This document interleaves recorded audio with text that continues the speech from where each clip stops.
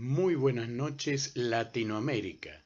Esto es la Academia, café virtual científico y cultural a cargo de quien les habla el doctor Enrique Richard, su anfitrión de siempre. Hoy iniciamos un nuevo ciclo dentro de la Academia, algo que ya habíamos anunciado oportunamente, el ciclo de las entrevistas. ¿A quién vamos a entrevistar? Vamos a entrevistar ni más ni menos que a grandes personalidades referentes dentro del mundo científico, académico y cultural. Hoy iniciamos con un grande, con un referente de la museología y la interpretación del patrimonio, pero que además es un gran naturalista y un gran educador ambiental, un referente latinoamericano. Me refiero concretamente a Carlos Guillermo Fernández Balboa. Con ustedes, la entrevista. Acompáñenme.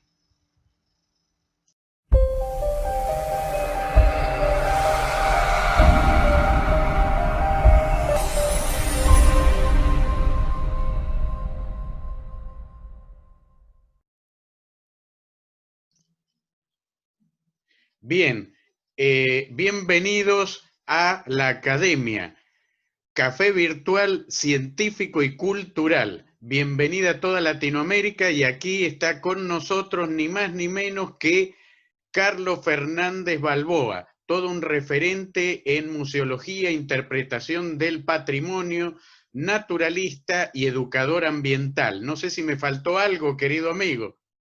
No, está muy bien, muchas gracias. Un placer estar con vos charlando. Igualmente, igualmente. Querido amigo, la idea es que tú nos cuentes un poco tu perspectiva de la museología en Latinoamérica. ¿Cómo la estás viendo? ¿Cómo la veías antes de la pandemia, durante la pandemia? ¿Y qué perspectivas ves para la museología, la interpretación del patrimonio, la puesta en valor después de la pandemia? Qué buenas preguntas. Bueno, todo un momento de reflexión, todo Esa un era momento la de idea, reflexión muy ¿no? interesante. Mirá, en principio a mí me gustaría darte un panorama contextual, digamos, de lo que es la museología, Claro, porque no necesariamente todo el mundo tiene por qué saber ni entender qué significa los museos o los museos incluso en el contexto de los distintos países y de los distintos continentes, ¿no? Yo creo que correcto. no hay una única museología, si bien los museos comenzaron hace muchísimo tiempo, ya el hombre coleccionaba objetos y había una vinculación del objeto como un elemento de poder y como un elemento de poder vincularlo con las culturas.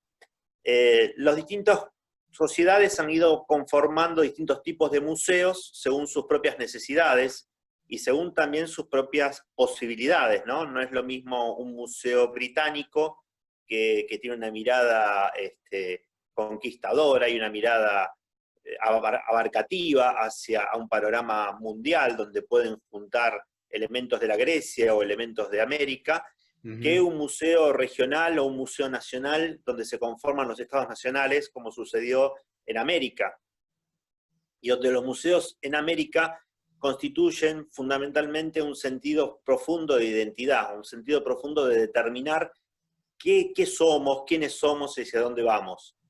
Es por eso también que en pequeñas localidades o en pequeños municipios o en ayuntamientos o lugares muy cercanos hay museos, cada lugar quiere tener su propio museo, cada lugar necesita tener su museo como una especie de documento de identidad de quiénes somos, cuál fue nuestra historia, cuál es nuestra naturaleza, cuál es nuestra cultura, y de esa manera poder, digamos, refrendarlo socialmente e incluso utilizarlo pedagógicamente, que fue también una de las cosas que se empezaron a hacer primero en Estados Unidos y después también en Latinoamérica. Los museos didácticos o los museos pedagógicos nacen en América, nacen primero en Estados Unidos y luego se constituyen en el resto de Latinoamérica. Pero yo creo también que los museos en Latinoamérica hoy son un rasgo de identidad muy, muy fuerte, hoy determinan la identidad. Esto es muy claro y se está estudiando también en la museología a partir de distintas corrientes filosóficas y corrientes institucionales de los museos. En Chile, por ejemplo, en lo que se llama entre nosotros la Carta de Santiago, establece claramente esto, ¿no? Que los museos permiten una identificación profunda de las sociedades con su acervo y con su historia.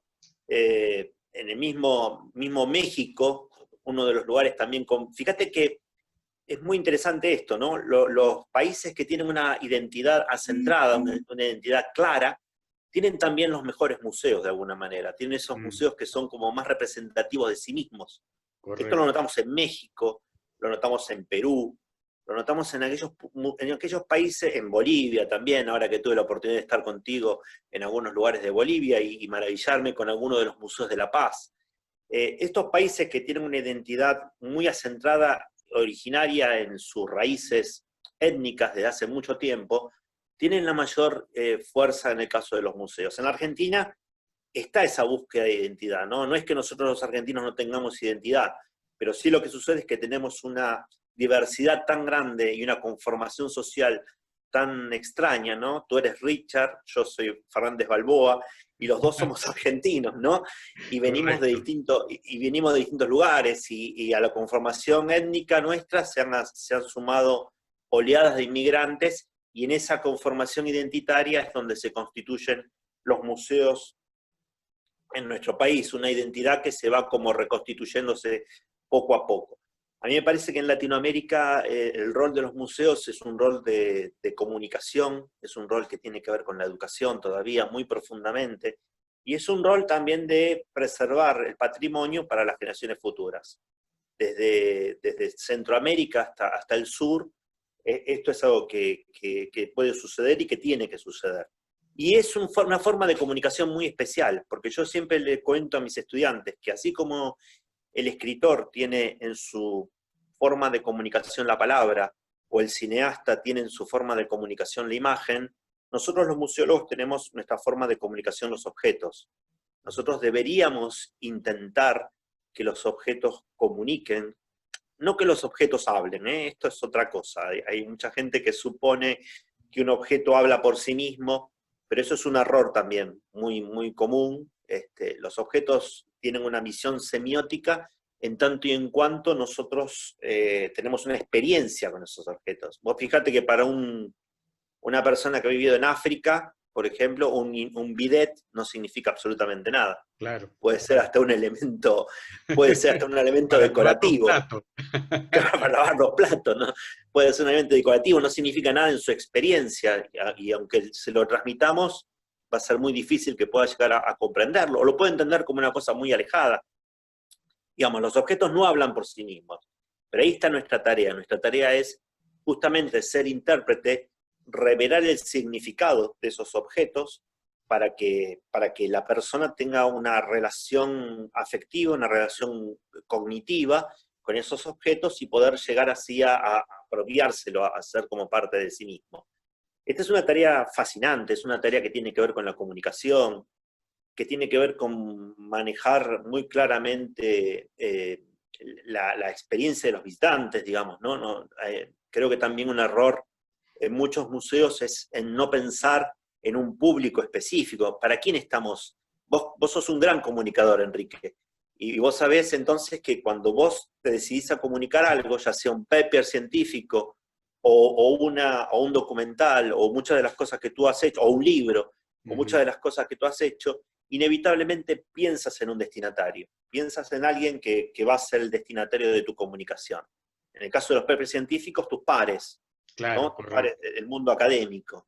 Bueno, un error muy importante de la museología, yo creo que en gran parte del mundo, pero de lo que he visto en América sin duda, es que realizamos exhibiciones sin pulir, sin pensar claramente cuál es nuestro destinatario, cuál es nuestro destinatario final.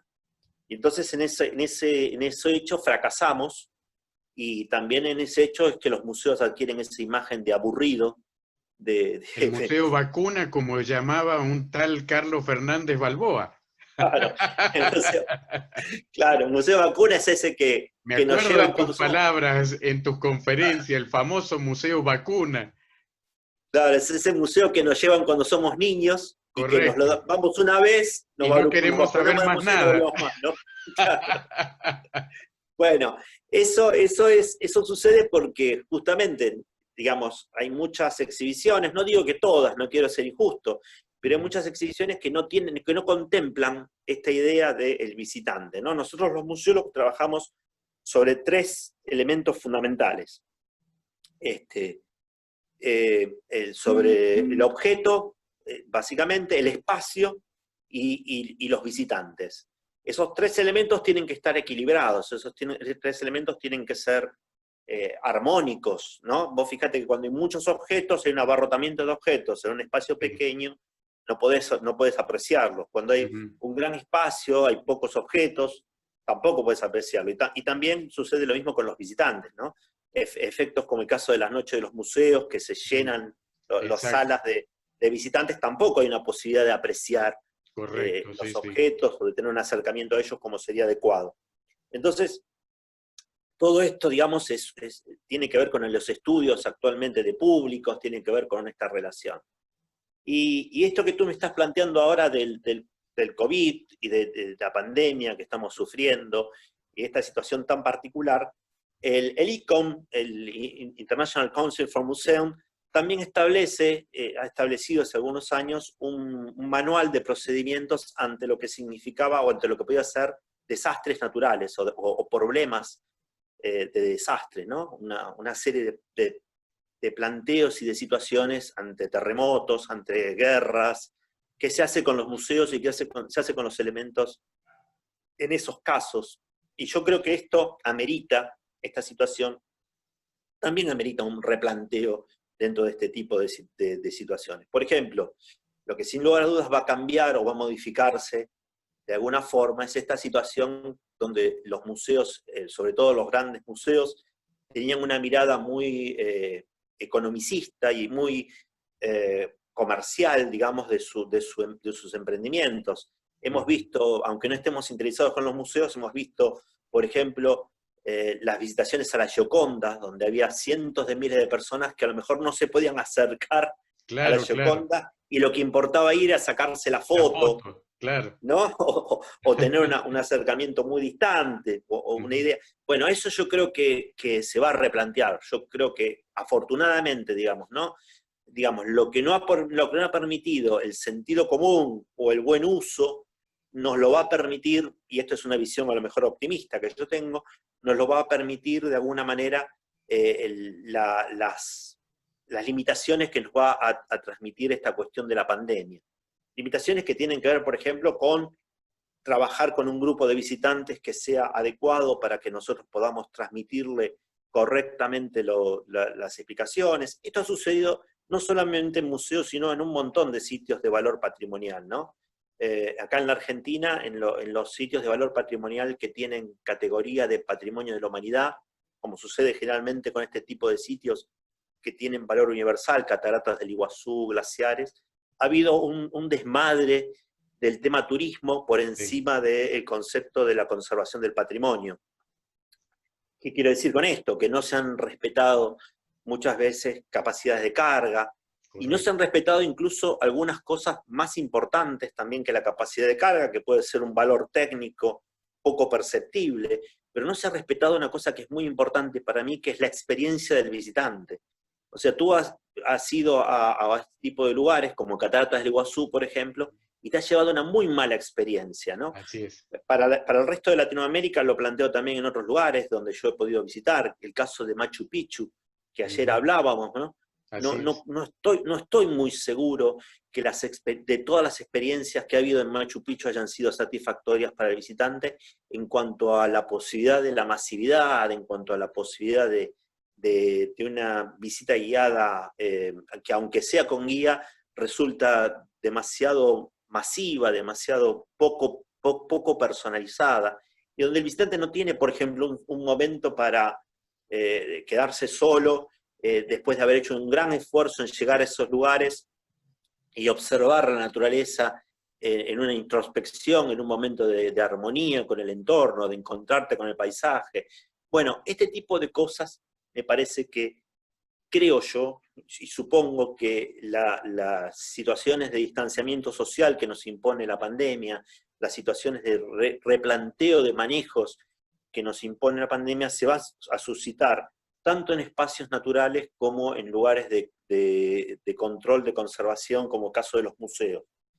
Vamos a tener una oportunidad, digamos, de empezar a trabajar en temas pedagógicos y en temas de contacto directo con los visitantes de una manera más personalizada, más fluida, menos economicista, digamos, y más pensando no tanto cuantitativa, sino más bien cualitativamente, ¿no? No vamos a pensar, hasta hace poco tiempo el éxito de las exhibiciones se medía por la cantidad de visitantes que recibía. Exacto. Uh-huh. Lo cual es un disparate, ¿no? No significa, Sí, en es una algún punto no locura. significa absolutamente nada. En cambio ahora vamos a empezar a trabajar, supongo, espero, todo esto son manifestaciones de deseo, ¿no? Uh-huh. Creo que en algunos lugares sí lo vamos a poder hacer, en museos pequeños, como el que yo trabajo, el Museo Histórico Guillermo Enrique Hudson, o algunos otros, y por lo menos también lo vamos a estar intentando insertar estos conceptos en las universidades, en las escuelas de museología, donde yo me desempeño, ¿no? Empezar a cambiar lo cuantitativo por lo cualitativo y ver qué es lo que le pasa al visitante cuando sale de ese museo. Porque si el museo es una experiencia educativa, si el museo verdaderamente se propone, como dice los estatutos del ICOM, educar y entretener, sin lugar a dudas tiene que haber un proceso de evaluación que determine eso, que te diga que el visitante no es el mismo que entró al museo como el que salió. Y eso tiene que estar medido, eso tiene que estar pautado, tiene que ser mucho más rígido en términos de evaluación de lo que ha sido hasta el momento, ¿no? Entonces, bueno, creo que el COVID tal vez tenga esa situación. Tal vez también veremos cómo se va suscitando el tema de las visitaciones y del tema turístico, porque todos los sitios de patrimonio están muy vinculados y muy interrelacionados con el tema turístico, ¿no? Correcto. Tal vez también sea una interesante oportunidad para redescubrir lugares que nosotros tenemos cercanos. Tú sabes que hay una cosa muy interesante, que yo también la cuento como un caso, un caso muy, muy interesante, que es el efecto cercanía que se da en los temas de patrimonio, uh-huh. Y que es un efecto muy, muy casi de un tema universal, ¿no? El efecto cercanía se llama aquellas cuestiones que tenemos demasiado cerca a nivel patrimonial y que por lo tanto, por tenerlas tan cerca, no las consideramos o no las evaluamos, no las valoramos y no las evaluamos como una cosa que podamos usar en manera cotidiana. Esto uh-huh. Lo planteó por primera vez hace muchos años el que fue para mí el mejor director del Museo del Prado, que hizo una tarea excelente en un trabajo por resignificar la exhibición del Museo del Prado. Este director lo que hizo en su momento fue, veía que, por supuesto, el Museo del Prado es un museo de valor internacional, con lo cual iban japoneses, iban norteamericanos, claro. Pero él se daba cuenta que el habitante de Madrid no asistía al Prado. El habitante de Madrid no iba. En las evaluaciones de visitantes aparecía esto, ¿no?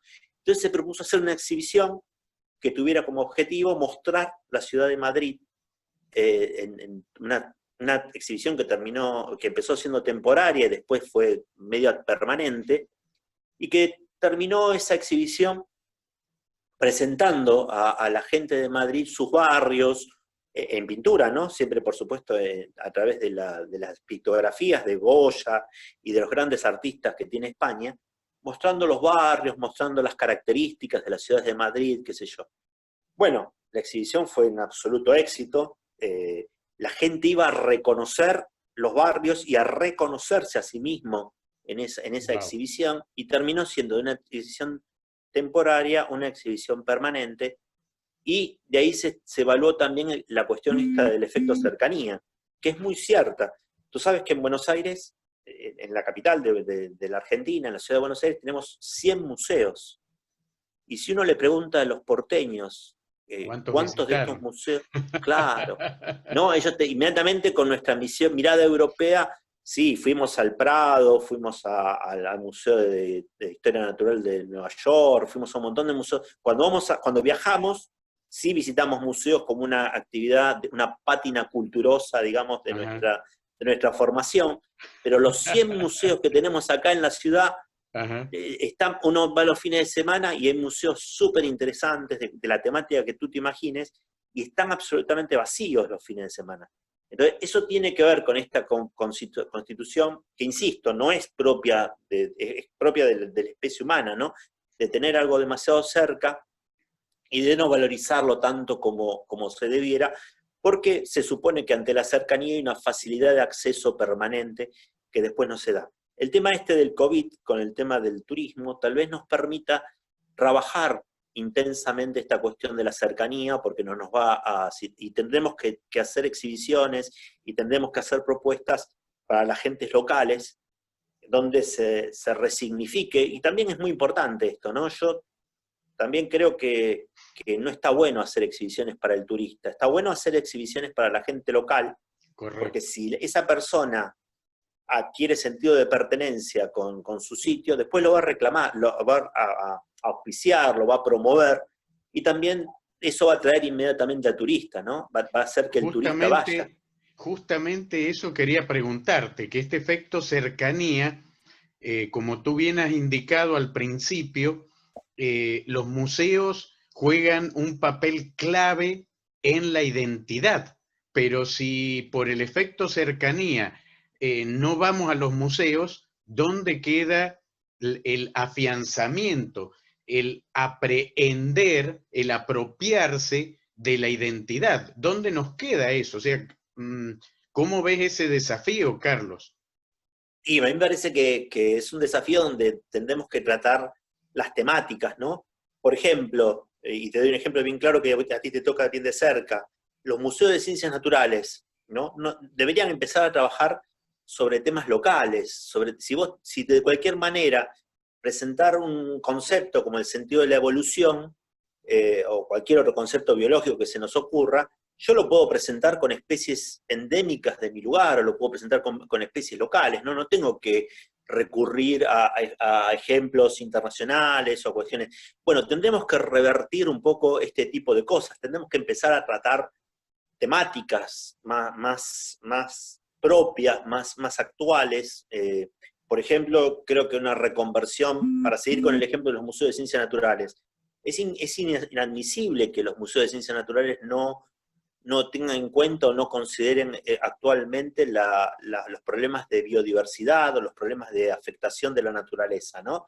Hay como una mirada, en algunos museos de ciencias naturales sigue habiendo, bueno, me hago cargo, digamos, de lo que voy a decir, en los dos museos nacionales, el Nacional de Buenos Aires y el de Ciencias Naturales de La Plata, hay como una mirada de la naturaleza todavía prístina o intocada, y en realidad son espacios interesantísimos para tratar y para abordar y para comunicar la problemática ambiental en Claro, todas sus pero yo ahí, facetas.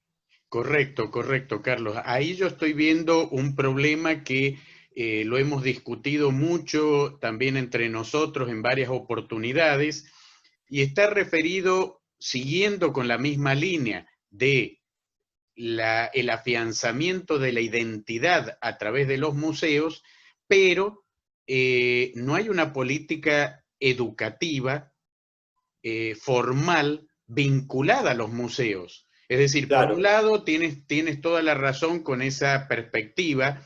Yo le agregaría incluso un problema más grave, que también lo hemos tratado en varias oportunidades. En Bolivia, incluso yo te comenté de unos test que hago yo a ingenieros ambientales a nivel de maestría, o sea, estamos hablando ya de un posgrado, donde yo en ese test les muestro animales de África, de Australia, y lo pasan perfecto, pero cuando le pongo animales incluso endémicos de Bolivia, se aplazan, no sí, sí. tienen Podríamos, idea. podríamos hacer el test en toda América que sucede lo mismo. Y acá en Argentina ni te cuento.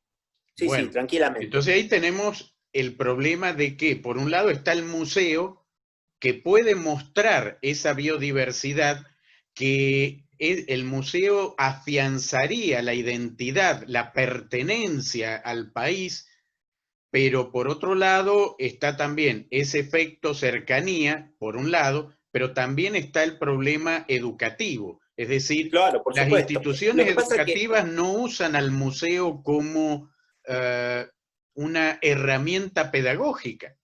absolutamente, totalmente de acuerdo. Y también me parece que el museo tiene un paralelo, en este caso, con la escuela. Quiero decirte, a veces se le pide al museo, y esto se nota muy claramente en una nueva definición que están queriendo hacer de los museos, que para mí es delirante, una nueva definición donde se incluye que el museo tiene que trabajar en un montón de cosas muy abarcativas, ¿no? Que tienen que ver con lo ético, que tiene que ver con el respeto a las diferencias sexuales, que tiene que ver con un montón de variables que por supuesto tienen que considerarse, pero que me parece que no son necesarios poner una definición para que se consideren. Claro. ¿Qué quiero decirte cuando digo que se le pide al museo lo mismo que a la escuela? Es como que se le pide demasiado, se le pide a la escuela también se le pide demasiado, ¿no? Y se deja de lado muchas veces la formación personal que tiene que estar también en las casas. Y se toma el caso del museo, a ver, en Latinoamérica, en gran parte de Latinoamérica, en la Argentina particularmente, que es lo que más conozco, la escuela también funciona como una forma de asistencia social. A veces funciona más como asistencia social que como institución educadora, donde los chicos van a comer, van a tener una contención social, y la Correcto. educación, bueno, puede ser, pero es a veces como una cuestión secundaria. El museo, para volver al tema que nos importa, el museo a veces es tomado como un lugar, digamos, de entretenimiento o de complemento a cuestiones que tienen que ver con lo educativo, digamos, ¿no? Un complemento o donde incluso uno lo nota en la actividad, en la actitud docente. Muchos docentes, por no decir todos, por no ser injusto decir todos, cuando llegan al museo se desentienden Ah, de sí, su sí. grupo y entregan, Vayan, y chicos, entregan vayan, toda la vayan. actividad educativa, claro, entregan toda la actividad educativa al guía o al Ajá. educador que esté trabajando allí, y luego, bueno, se toma, según sus propias necesidades, se toma en mayor o menor medida las posibilidades de lo que se pudo dar en el museo. Pero se lo toma generalmente como una actividad extracurricular. No se lo toma como una cuestión de un apoyo a la formación docente o a la formación de lo que tiene que ver con después esto. Y esto también tiene que ver con los mecanismos de relaciones interinstitucionales entre museos y escuelas, que también tienen que estar mucho más ajustados, tanto para los educadores de los museos como para los docentes, ¿no? Una Ujú. utilidad mucho más profunda creo que debería haber en los museos en relación a la actividad educativa. Yo doy didáctica de museos en la Escuela Nacional de Museología, y este es un problema que vemos permanentemente, digamos, desde el punto de vista teórico, pero también lo vemos con un punto de vista práctico, cómo llevamos a la práctica, a la praxis, después un montón de ideas que desde la teoría podemos tener de cómo afianzar mucho más al museo desde un punto de vista educativo y de formación para distintas instituciones. Tal vez, bueno, vuelvo a decir, ¿no? Este tema de cercanía, de no tener tantas posibilidades de viajar a distintos destinos, o que no va a ser tan fácil, no solamente por una cuestión de que la gente no se pueda porque los estados lo prohíban, sino también seguramente va a haber una restricción económica en muchos lugares, y también va a haber algunos problemas que tengan que ver con el tema de, bueno, de temor. Va a haber mucha gente que no va a querer salir de sus ámbitos de conocimiento por temor a contagiarse o lo que fuera. Seguramente en este nuevo rubro los museos tengamos una gran oportunidad para dar a conocer esto. Hay también otra falsa idea que ha sucedido, y aquí también hay un paralelismo con la educación, ¿no? De que el Correcto. museo puede ser consumido o puede ser aprovechado también desde un punto de vista virtual. Con las ventajas que tiene la virtualidad, que me permiten, por ejemplo, estar hablando contigo en este momento y poder compartir un montón de cosas, yo no creo que se pueda reemplazar el contacto directo con el objeto. Quiero decir, no hay ninguna posibilidad de que los museos reemplacen lo que es la visita directa con el contacto directo, ¿no? Creo que con la educación, pero esto es una opinión personal, sucede más o menos lo mismo, digamos. Hay muchas posibilidades que nos da la virtualidad, pero sin embargo el contacto directo, el poder ver a los ojos a los estudiantes, el poder comprender sus actitudes físicas, si La están aburridos, si comunicación ya no están, verbal, claro, eso comunicación es no verbal, fundamental. fundamental. Si ya están aburridos, si están cansados, si no quieren que sigan escuchando, como puede pasarle a muchos de los oyentes que nos están escuchando ahora, que están repodridos de estar escuchándonos a ti y a mí. Digamos, uno puede observar todo eso, digamos, en un contexto de presencia que la virtualidad no lo brinda. Y por supuesto que no es lo mismo estar frente a una vasija santamariana o estar frente a un cuadro de Cándido López o de autor que sea, que observarlo en una figurita o en un video en internet. No es lo mismo, Correcto. ¿no? Lamentablemente no es lo mismo. Entonces, esa cuestión, también tenemos que hacer fuerza en esto, ¿no? Como también poco es lo mismo, y voy a hacer comparaciones, ¿no? De ir al cine con todo lo que eso significa como Así es. un efecto social y un efecto de ceremonia y un efecto de ver una gran pantalla. Uno puede tener una gran pantalla en su casa, pero no es lo mismo No es lo mismo. ver una película que está pensada para el cine que ver la película en la televisión o verla en la pantalla de tu casa. No son Correcto. las Y de mismas igual manera, experiencias. claro, claro, lo mismo Son pasa, paliativos, son son paliativos muy paliativos, buenos. correcto. Muy buenos, yo no digo que Uno no. puede ver, por ejemplo, un programa de National Geographic sobre la Amazonía, sobre África, pero yo igual quiero ir y ver el león en vivo y en directo, no, eh, Seguro. No hay no es ningún igual el reemplazo. video, no es igual. No, no, no, Hay no.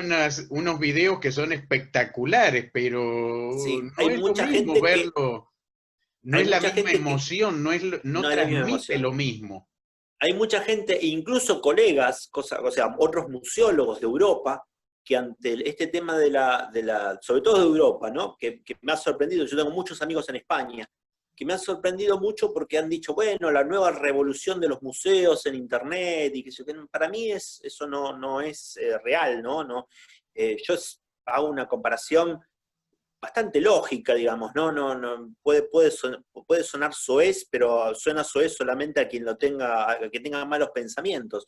Yo digo que la museología virtual es a la visita al museo lo que el sexo virtual es al sexo. Me Ustedes parece, eligen, digamos. estaba por sugerirte ese Yo mismo sé. ejemplo, ese mismo ejemplo. Digamos, Correcto, o sea, digamos, ¿cómo va a ser lo mismo?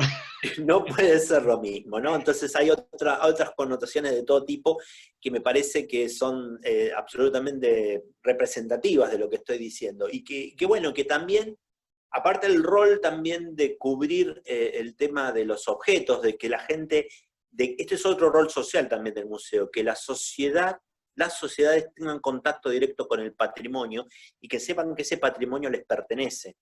Tú sabes que hace muchos años atrás yo tuve una muy mala experiencia con respecto a la utilización de la virtualidad en los museos. Había un museo que no voy a mencionar ahora por una cuestión de nada, para no ponerlo en evidencia, pero un museo muy importante de la provincia de Buenos Aires había hecho una gran presentación en video de sus obras pictóricas.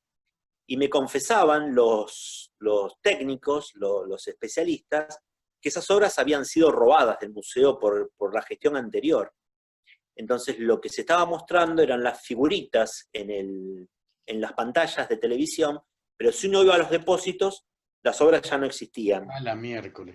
Entonces, esto es también lo grave, ¿no? Esto es lo grave, digamos, la conservación del patrimonio exige políticas de Estado, exige también políticas económicas que permiten asegurar ese patrimonio para las generaciones futuras, y muchas veces la virtualidad o la escenografía o la cosa, digamos, más rimbombante desde el punto de vista de la observación o del marketing, puede llegar a tapar la falencia de esas políticas de Estado, ¿no? Puede llegar a hacer que parezca que estamos haciendo conservación o comunicación y no lo estamos haciendo, ¿no? Bernard Shaw decía una cosa que me encanta, que siempre la comento. Bernard Shaw, si tienen oportunidad de leerlo, es un ácido maravilloso. Es un capo Dice que, total, Bernard Shaw. sí, Dice que el mayor problema de la comunicación es la ilusión de haberla logrado. Fabuloso, me encanta, Y, me encanta, me encanta. y entonces creo que esto, ¿no? El mayor problema de muchos museos es la ilusión de creer que están logrando sus objetivos, cuando en realidad deberíamos tener muchos más mecanismos de medición, muchos más mecanismos para poder llegar a la gente, llegar a la sociedad, satisfacer en definitiva a la sociedad y su desarrollo, como nos dice la definición que nos contiene, ¿no? La definición del ICOM. Y bueno, en eso estamos trabajando. Esperemos que, como te decía hace un rato, que el COVID sea una nueva oportunidad en esta crisis que nos da para poder recambiar o modificar alguna de estas cosas. Pero ya para finalizar, Carlos,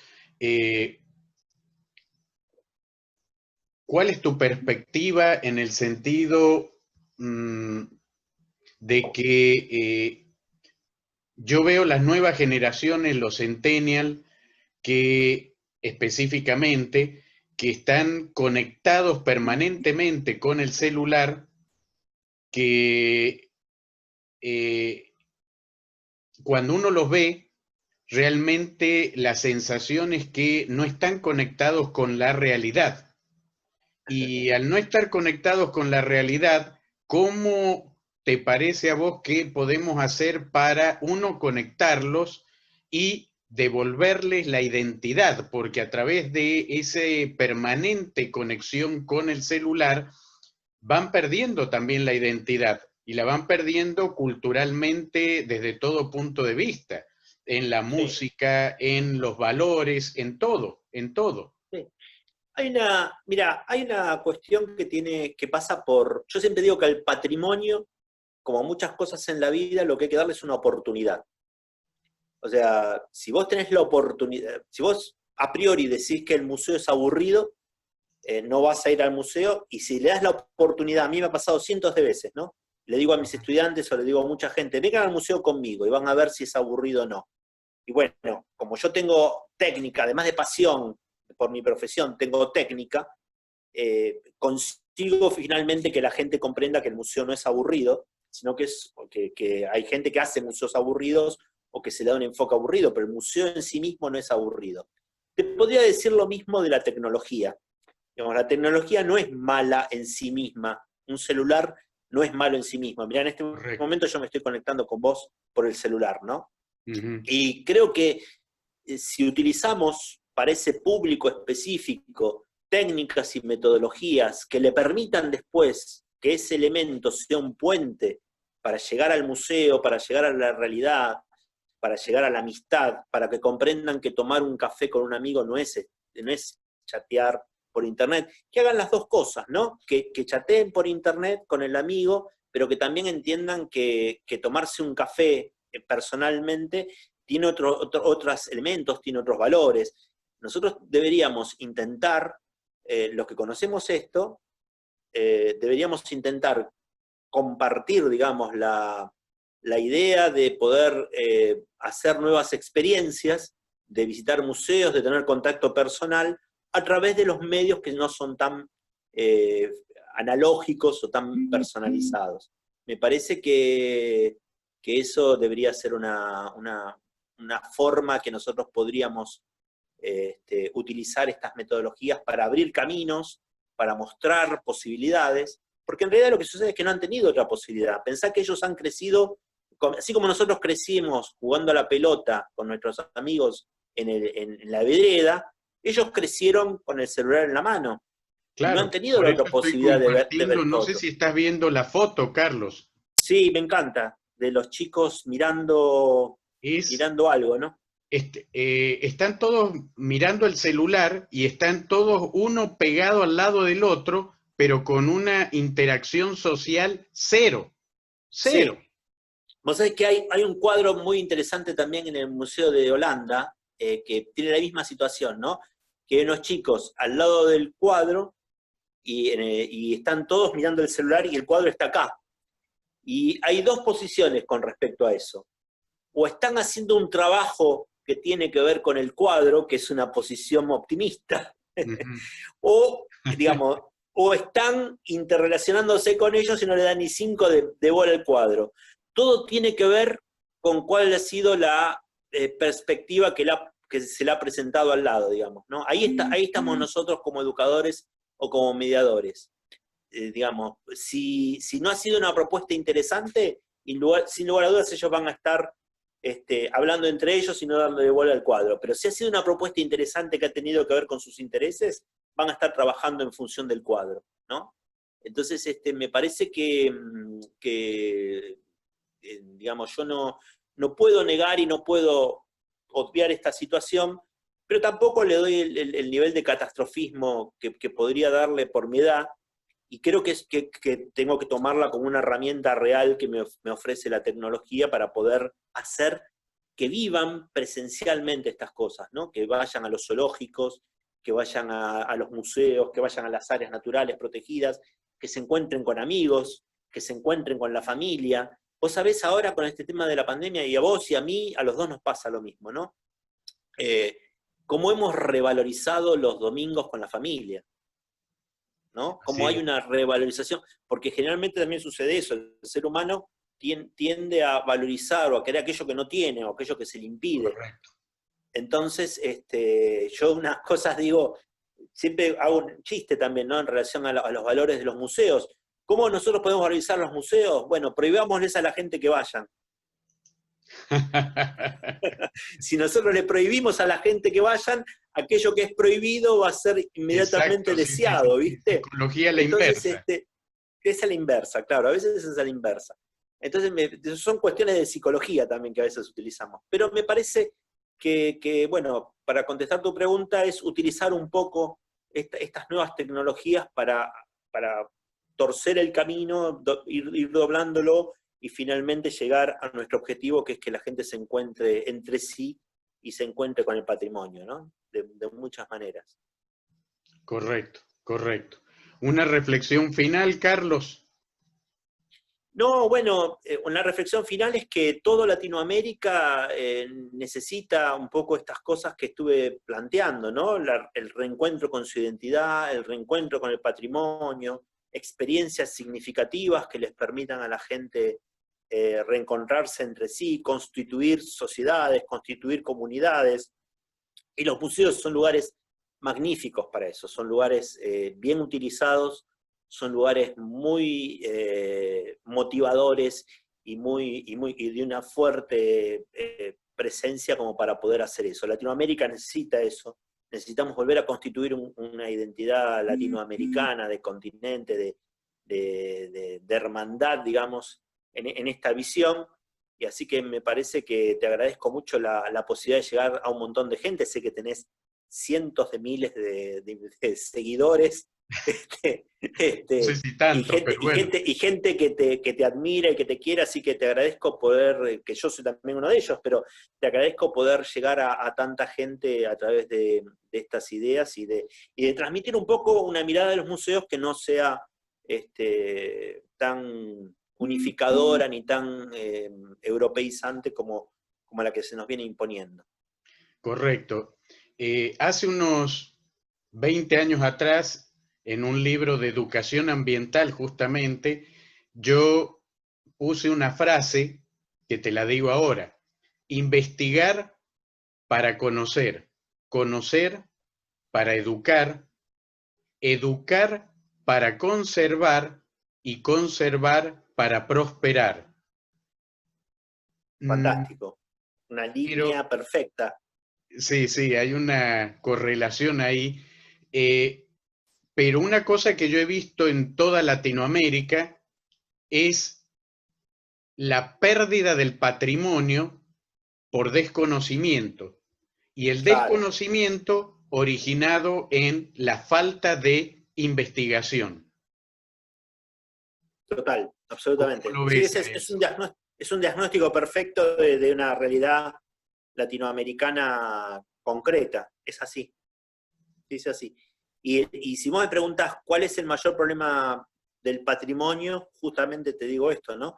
El desconocimiento que tenemos sobre lo que hablábamos hace un rato, ¿no? Que mucha Ujú. gente no sabe cuáles son sus propios árboles, cuáles son sus propios objetos de las culturas que lo antecedieron. Hay una falta de conocimiento también importante que tiene que ser suplida en la escuela, pero que los lugares de valor patrimonial, reservas, museos, zoológicos, parques nacionales, parques provinciales, sitios arqueológicos, son lugares importantes de apoyo a esta misión que vos trazaste muy bien en esta línea que hiciste. Sin duda, pero ya cerrando, me quedaron algunas preguntas en el tintero, con lo cual desde ya te quiero comprometer a una segunda parte de esto, pero la preocupación mía es, ok, al margen de toda esta perspectiva que la has planteado brillantemente, los museos realmente, en su aspecto más general, cumplen con el ICOM y tienen realmente museólogos. O sea, lo que te quiero decir es, ¿los museólogos están en los museos o o sigue habiendo la cuestión política de mi pariente no tiene de qué vivir, hacete cargo, sé director de un museo? Bueno, no te podría dar un diagnóstico universal, digamos, ¿no? O un diagnóstico tan abarcativo. Yo creo que hay periodos de tiempo en donde se hacen, es muy fluctuante, ¿no? Hay periodos de tiempo donde se hacen las cosas relativamente bien. Por ejemplo, el gobierno anterior de Argentina, que para mí fue un desastre en todos los aspectos, ¿no? Fue un gobierno muy complejo en términos económicos, en términos sociales. Hizo una cosa que a lo mejor era interesante, que fue abrió concursos para directores de museos nacionales, ¿no? Que era lo que ellos tenían a su cargo.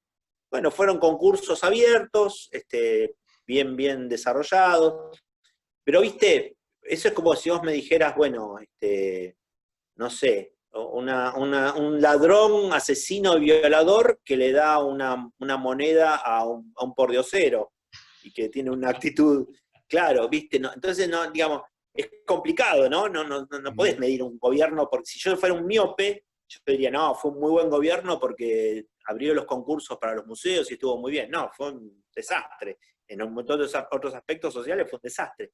Pero digo, y en el caso de Latinoamérica, bueno, la profesión de la museología en términos generales, los museólogos en términos generales, no han sido demasiado considerados, ¿no? Como en otros lugares, como en Europa. En Europa, te decía hace un rato, tengo amigos españoles, tengo amigos franceses que son museólogos, y yo veo lo que ganan ellos o cómo viven ellos, y yo vivo lo que vivimos nosotros o cómo vivimos nosotros, y es bastante complejo, digamos, ¿no? De cualquier manera, me parece que el rol se ha ido, desde que yo me recibí hace más de 20 años hasta ahora, el rol del museólogo se ha ido como resignificando y se ha ido ampliando también en sus objetivos. Nos hemos ido fortaleciendo desde el punto de vista teórico y profesional. Hoy un museólogo no solamente puede trabajar en un museo, puede trabajar en un municipio, trabajando en cuestiones que tienen que ver con la preservación del patrimonio integral, puede trabajar en una reserva, puede trabajar en un cementerio, puede trabajar en una infinidad de lados, ¿no? Pensar en un museólogo solamente en un museo es tan ridículo como pensar que el médico solamente puede trabajar en un hospital. Correcto. Digamos, hay una diversidad de ramas dentro de nuestra profesión.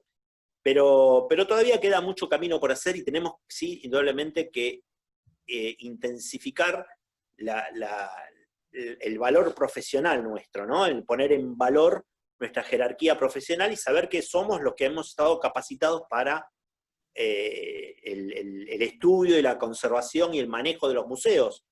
Hoy, hasta ahora sigue siendo sumamente común que un especialista de la tipología del museo sea el director. Quiero decir, un biólogo en Museo de Ciencias Naturales, como fue tu caso en San Juan, que no funcionó, pero bueno, o un licenciado en Historia del Arte en un museo de arte, un historiador en un museo de historia, y en realidad es gente que sabe de la tipología, pero no sabe de la institución. Correcto. Por eso también es interesante pensar en direcciones mixtas, ¿no? Donde haya un especialista del tema y de repente haya un museólogo o un gestor que pueda ser el que maneje la institución en los términos de lo que la institución se propone como misión o como objetivos. Esos serían los modelos más interesantes y los que funcionan verdaderamente bien, ¿no? Un equipo de dos con el mismo nivel de cargo, digamos, y funcionando ampliamente. Pero bueno, son caminos que se van desarrollando y que van transitando en América con todas las cosas que nos quedan por hacer. Carlos, muchísimas gracias. Creo que la audiencia se va a quedar con hambre, con lo cual te quiero comprometer para que hagamos una segunda parte. Te voy a dejar descansar un mes, no mucho Dale. más.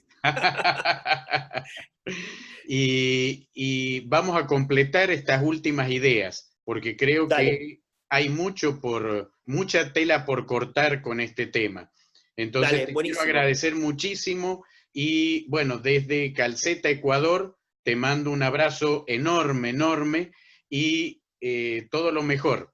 Todo lo mejor, Yo también, querido amigo. querido Enrique, un gran amigo desde San Telmo, Buenos Aires. Te mando un abrazo muy cálido y muy afectuoso y un abrazo a tu familia y a toda la gente que me escucha. Un abrazo, querido. Un Gracias. abrazo enorme, querido amigo. Hasta la Chao. próxima. Hasta la Gracias. próxima. Chao. Muy bien. ¿Qué les ha parecido? De lujo, ¿no? De lujo. Estos son los invitados que vamos a tener en la academia.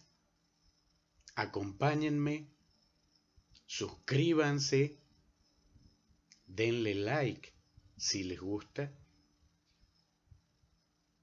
pero sigan conmigo. Muchísimas gracias, Carlos Fernández Balboa. Muchísimas gracias, querida audiencia, y los veo la próxima.